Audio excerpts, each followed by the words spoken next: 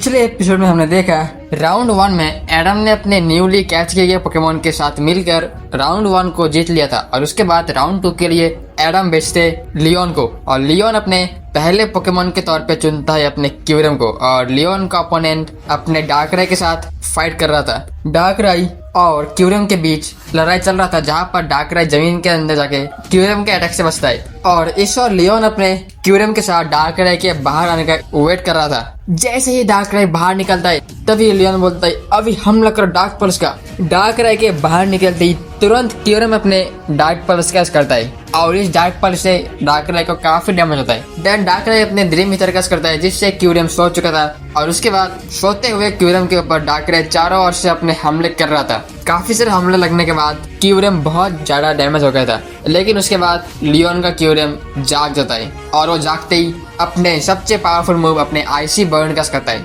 और IC burn ने डार्कराई को वहीं पर जमा दिया था और देन क्यूरम अपने ड्रैगन क्लॉ के साथ डार्कराई को वहीं पर डिफीट कर देता है। डार्कराई के हारते ही लियोन का ओपोनेंट अपना सेकंड पोकेमोन बाहर निकलता है और उसका सेकंड पोकेमोन था उसका जरावरा। जरावरा बाहर आते ही अपने सबसे पावरफुल मूव प्लाज्मा फिस्ट का करता है। प्लाज्मा फिस्ट के अटैक से क्यूरम को काफी डैमेज होता और क्योंकि डार्कराई से लड़ते हुए उसको पहले से ही काफी डैमेज हो रखा था इसलिए इस बार उसका सही से खड़ा हो पाना भी मुश्किल था। लियोन बोलता है अभी क्यूरम ड्रैगन पल्स। जरावरा अपने लाइटनिंग स्पीड कैच करके ड्रैगन पल्स को डॉज करते हुए क्यूरम के पास चलाता है और उसके ऊपर यूज करता है थंडर बोल्ट का और इससे क्यूरम भी हार चुका था। और देन लियोन अपने क्यूरम को वापस बुला के अपने सेकंड पोकेमोन अपने इटरनेटस के बाहर निकलता है। इटरनेटस को देखते ही एस बोलता है तो इस बार लियोन पूरी तरीके से सीरियस है। टॉबियस बोलता हाँ पिछली बार के हार के बाद उसको काफी ज्यादा दुख हुआ था और इसीलिए उसने मुझे बोला आगे आने वाले सारे फाइट्स में वो अपना बेस्ट पोकेमोन यूज करेगा। लियोन बोलता है अभी इटरनेटस यूज करो इटरना मैक्स बीम का। लियोन के इटरनेटस के इटरना मैक्स बीम को डॉज करना भी बहुत ही मुश्किल था क्योंकि उस पूरे के पूरे बैटलफील्ड में अपने इटरना मैक्स बीम को लॉन्च किया था जिससे जरावरा अपने लाइटनिंग स्पीड कैच करके भी इस हमले से बच नहीं पाएगा। इटरना मैक्स बीम के लगते ही जरावरा को बहुत ज्यादा डैमेज होता है लेकिन वो फिर से खड़ा होके अपने थंडर कैच करता है। थंडर वेव्स इटरनेटस तक पहुंचने से पहले ही इटरनेटस अपने क्रॉस पॉइजन कैच करता है। क्रॉस पॉइजन ने जरावरा के अटैक को चीरते हुए जरावरा को हिट किया था जिससे जरावरा अब पॉइजन हो चुका था। अब उसको हर एक टर्न में डैमेज होगा। लियोन बोलता है अभी उसको हाइपर बीम का। इटरनेटस अपने हाइपर बीम करके जरावरा को और भी डैमेज कर देता है एंड पॉइजन होने के कारण जरावरा अपने स्पीड का यूज नहीं कर पा रहा था और ऐसे करते हुए लियोन ने अपने इटरनेटस की मदद से बहुत ही आसानी से अपने ओपोनेंट को हरा दिया था और इसी तरीके से एस के टीम ने लगातार 2 राउंड जीत लिया था। अब थर्ड राउंड के लिए उन्हें अपने एक ऐसे मेंबर को भेजना था जो अपने 3 पोकेमोन कैच करके अपने ओपोनेंट के 3 पोकेमोन को हरा दे। तो यहाँ पर एडम बोलते हैं थर्ड राउंड के लिए मैं चुनता हूँ टॉबियस को क्योंकि हमारे ओपोनेंट्स इतने पावरफुल नहीं है और हमने 3 में से 2 राउंड तो जीत लिया है। इसका मतलब ये राउंड अगर हम हार भी गए तो भी हम एलिमिनेट नहीं होंगे और अगर जीत गए तो हमें बोनस पॉइंट मिलेगा। इसका मतलब यह है ये राउंड हमारे लिए इतना इम्पोर्टेंट नहीं है इसीलिए टॉबियस अपने पोकेमोन के साथ फाइट करके अपने आप को थोड़ा और स्ट्रांग बना पाएगा। और रही बात एस की तो एस का अपना पावर सबको दिखाने की जरूरत नहीं है जिससे हमारे राइवल्स तुम्हें तो टारगेट नहीं करेंगे। और देन थर्ड राउंड के लिए टॉबियस बैटलफील्ड में आ चुका था और उसका ओपोनेंट भी यहाँ पर चला आता है। उसका ओपोनेंट बोलता है हमारा टीम 3 में से 2 राउंड हार कर एलिमिनेट हो चुके हैं, हमारे जीतने का कोई चांस ही नहीं है लेकिन मैं तुम्हें हरा कर तुम्हारे बोनस पॉइंट को लेने से मैं तुम्हें रोक दूंगा, बस देखते रहो। तो टॉबियस बोलता है देखते हैं तुम मुझे कैसे हराते हो, वैसे भी तुम्हें क्या लगता है तुम अपने टीम के सबसे वीकेस्ट मेंबर हो। ये बोलकर टॉबियस अपने पहले पोकेमोन अपने डार्कराई को बाहर बुलाता है। डार्कराई को देखकर वो ट्रेनर बोलता है अच्छा मिथिकल पोकेमोन बट मेरे पास भी एक ऐसा पोकेमोन है जो तुम्हारे इस मिथिकल पोकेमोन को हरा सकता है। ये बोलकर वो ट्रेनर अपने पहले पोकेमोन अपने गार्डियर को बाहर निकालता है और उसका बाहर निकालते कर देता है मैग्नाइट बॉल। वो ट्रेनर बोलता है अब तक हमारे टीम के किसी भी मेंबर ने कोई भी फिनोमिना का यूज नहीं किया लेकिन इस बार तुम्हें हराने के लिए मैं अपने सारे के सारे फिनोमेना का यूज एक साथ करूंगा।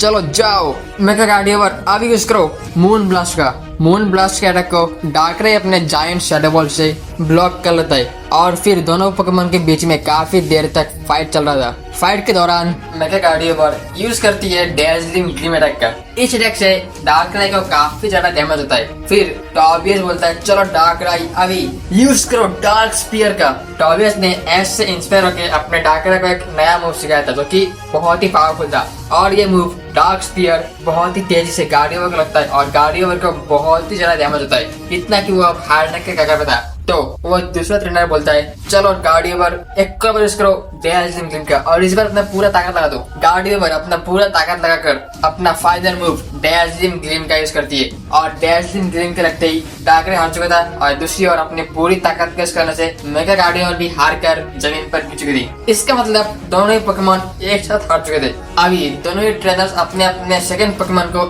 एक साथ बाहर निकलते और कोइंसिडेंटली दोनों के पास थे एंटाई। दोनों ही अपने अपने लेजेंडरी फाइटर पोकेमॉन एंटे के साथ फाइट करते। ये फाइट काफी लंबा चल रहा था क्योंकि दोनों ही पोकेमॉन एग्जैक्टली सेम अटैक्स कर रहे थे, लेकिन क्योंकि टॉबियस ने अपने एंटे को अच्छे से ट्रेन किया था और उसके ट्रेनिंग में एस, एडम, सेलिना और एस के दुनिया के सब लोगों ने बहुत हेल्प किया था और इस अच्छे ट्रेनिंग के कारण टॉबियस का एंटे आखिर तक आते आते अपने ओपोनेंट पोकेमॉन को हरा देता है और उसके हारते ही टॉबियस का ओपोनेंट अपना फाइनल पोकेमॉन बाहर निकलता है। वो बोलता है यही पोकेमॉन काफी है तुम्हें हराने के लिए, चाहे कुछ भी हो मैं तुम्हें जीतने नहीं दूंगा। टॉबियस पहले से ही कम बोलने वाला एक मिस्टीरियस बनना था, सो वो इस बार भी ज्यादा कुछ नहीं बोलता और चुपचाप अपने एंटे के साथ आगे के फाइट में फोकस करता है। टॉबियस का ओपोनेंट अपना फाइनल पोकेमॉन अपने टापू कोको को बाहर निकलता है। टापू कोको बहुत ही जल्दी एंटे को हरा देता है। एंटे के हारते ही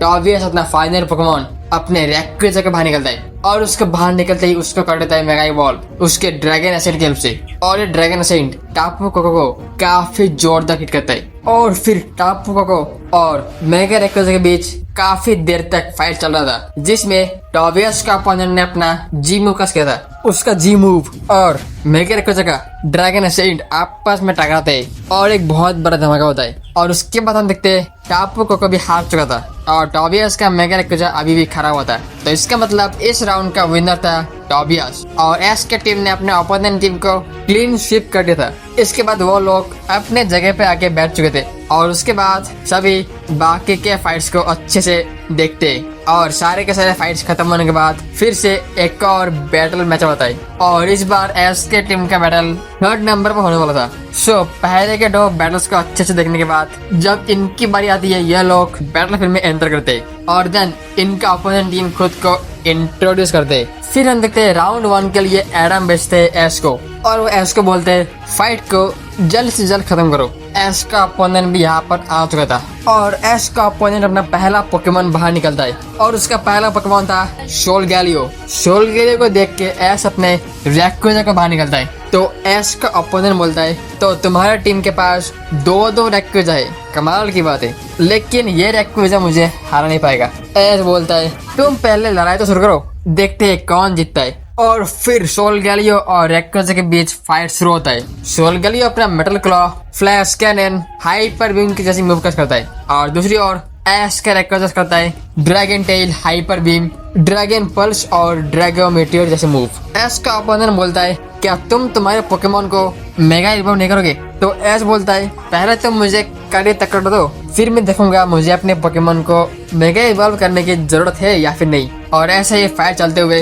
एस के रैक्वेजा धीरे धीरे डोमिनेट कर रहा था। वो अपने कुछ स्पेशल मूव जैसे ड्रैगन क्रश और ड्रैगन रोर की जैसे मूव करता है जिसके आगे सोलगैलियो का टिक पाना काफी मुश्किल था, जिस कारण एस का ओपोनेंट अपना जी क्रिस्टल बाहर निकलता है और अपने सोलगैलियो के साथ अपना जी मूव यूज करता है। उसे देखकर एस बोलते हैं तो चलो रैक्वेजा अब यूज करो ड्रैगन एसेंट का। एक तरफ से सोलगैलियो का जी मूव और दूसरी ओर से रैक्वेजा का ड्रैगन एसेंट एक साथ टकराते हैं और एक बहुत बड़ा धमाका होता है और इस धमाके के बाद हम देखते हैं एस का रैक्वेजा चमक रहा था और दूसरी ओर एस के ओपोनेंट का सोलगैलियो हार चुका था। एडम बोलते हैं एस ने बिना किसी एफर्ट के अपने ओपोनेंट को हरा दिया, लेकिन मुझे लग रहा है हम जितना आगे बढ़ रहे हैं उतना ही हमारा ओपोनेंट कमजोर बन रहे हैं। लेकिन ये तो अजीब बात है। टॉबियस बोलता हाँ मुझे भी ऐसा लगता है। और फिर एस के फाइट के बाद सेकंड राउंड के लिए एडम भेजते हैं शरीना को। शरीना अपने डार्क राई और अपने स्वर्ण के साथ सेकंड राउंड को काफी इजीली जीत चुकी थी और थर्ड राउंड के लिए एडम खुद आते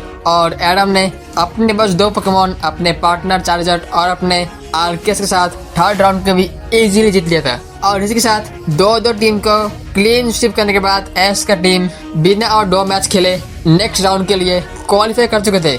एस की टीम के साथ साथ और भी कुछ टीम बहुत ही इजीली क्वालिफाई करते। इस और एक स्पेशल अनाउंसमेंट होता है। अनाउंसर बोलते हैं जिन जिन टीमों ने क्वालिफाई कर लिया है उन टीमों को एक स्पेशल प्रैक्टिस सेशन करवाया जाएगा और वो प्रैक्टिस सेशन होगा हमारे मल्टीवर्स मास्टर के रॉयल गार्ड्स के साथ। तो हम क्वालिफाई करने वाले 6 टीमों को अपने स्पेशल ट्रेनिंग ग्राउंड में टेलीपोर्ट करने वाले, सो आप सभी तैयार हो। उसके बाद एस के टीम के साथ साथ बाकी के 5 टीम भी टेलीपोर्ट होकर अलग अलग बैटल फील्ड में आ चुके थे और उन सारे 6 टीमों के सामने थे मल्टीवर्स मास्टर के 6 रॉयल गार्ड्स। अब उन रॉयल गार्ड्स के साथ ही इन सभी को प्रैक्टिस करना होगा जब तक कि बाकी के टीम्स 4 बैटल्स को जीत के क्वालिफाई ना कर ली।